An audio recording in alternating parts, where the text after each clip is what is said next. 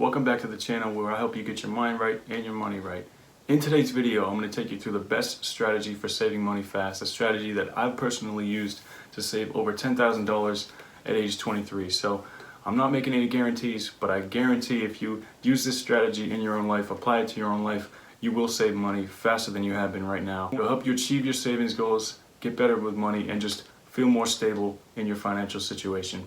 But before I do that, I just want to say thank you everyone who supported the channel. It's really crazy all the engagement and all the support I've got. I just want to say thank you. Initially, my goal was 100 subscribers by the end of 2019. I think we're going to double that. We're nearly at 200 now, and it's only November of 2019. So I just want to say thank you guys, everyone who's watched, liked, shared, commented, all that good stuff. I really appreciate it, and I do this for you guys, and I'm going to continue to do it as long as I see it's bringing value to your life. So I just want to say thank you before we get into the video. And now, the moment you've been waiting for, that strategy. So how does this work? How do I save money fast? So I kind of want to lay the groundwork, tell you guys the right headspace you're going to have to be in to be able to save this money fast, and kind of just take you through how to think about money, give you my perspective and my opinion on saving money, and maybe give you guys a few things to think about that you hadn't thought about before. Because all the information you guys need is out there.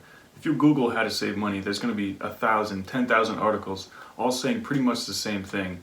And I'm sure you guys have read those articles if you've ended up at this video.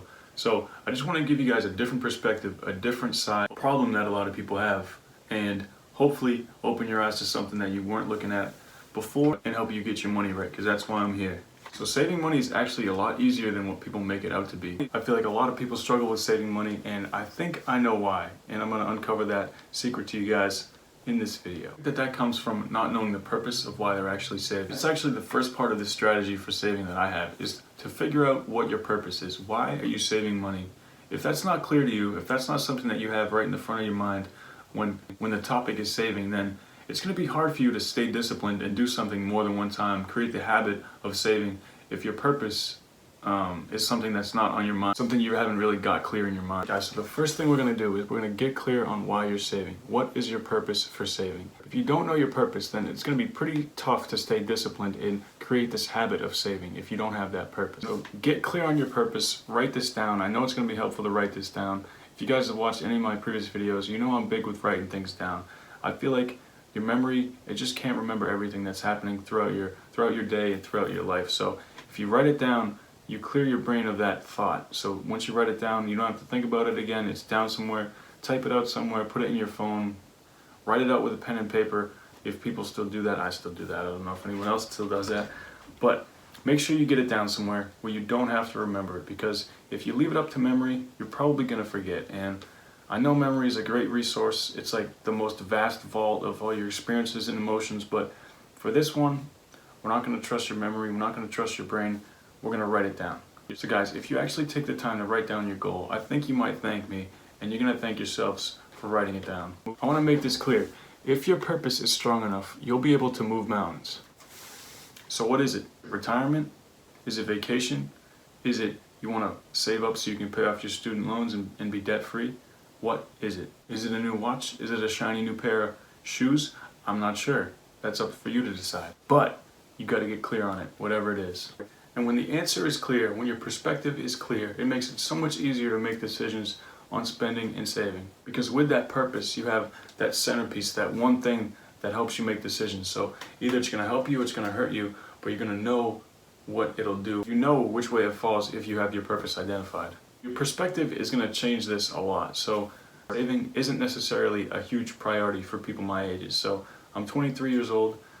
I'm not really thinking about what's going to happen when I'm 65 years old. Like the majority of people my age, instead of thinking, oh, here's $100, let me put this away so when I'm 65 I can pay all my medical bills and I can eat when I'm 65. I'm thinking about, what can this $100 do?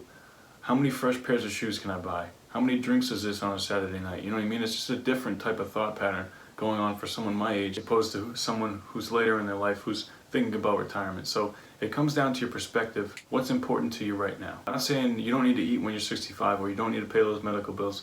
Definitely that stuff is important. I'm just saying right now, you might have the thought process that I used to have, which is, you know what, like 65 or whatever I'm going to retire, that's pretty far away. Like I don't need to really worry about that right now. But then I realized that's kind of silly because I plan to be alive then, so I may as well set myself up for success at that point too.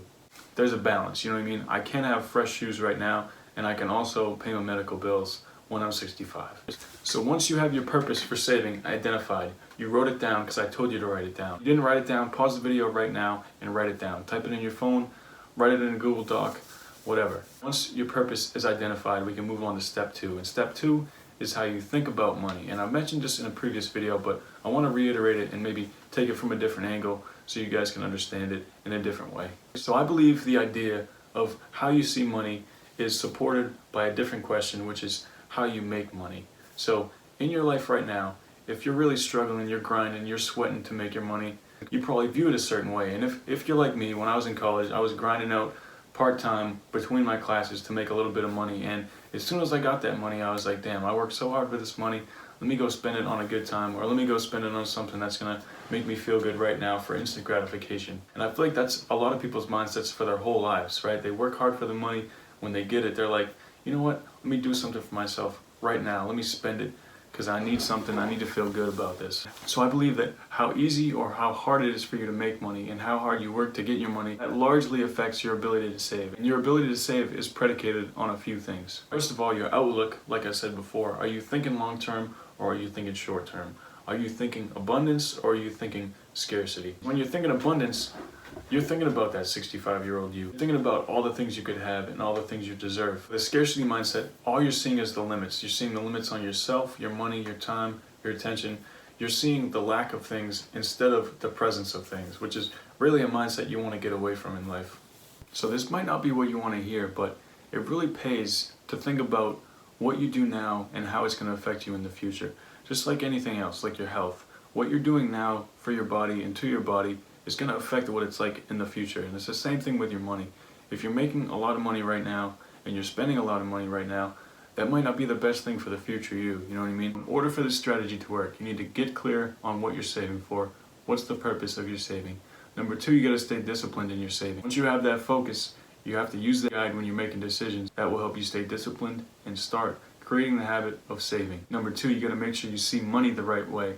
How do you make it? Is it easy for you to make it or is it hard for you to make it? If it's hard for you to make it, I would take a step back. See if you're really using your abilities and talents to make money, or if you're stuck in a situation in a place that you really don't fit and you can't really operate to the best of your abilities in, but you're there for the money. Once you do those things, I would change your mindset to think long term. Think about what the actions you're doing now, how that's going to affect you later with your finances. Because right now, you probably don't have any urgency, you don't have any purpose to save, and that's why you're not saving. Alright guys, any questions you have for me, leave them down in the comments. Make sure you're subscribed to catch more content like this. Make sure you check out my other video where I showed you how I saved $10,000 at age 22. Everybody stay blessed, and I'll see you next time.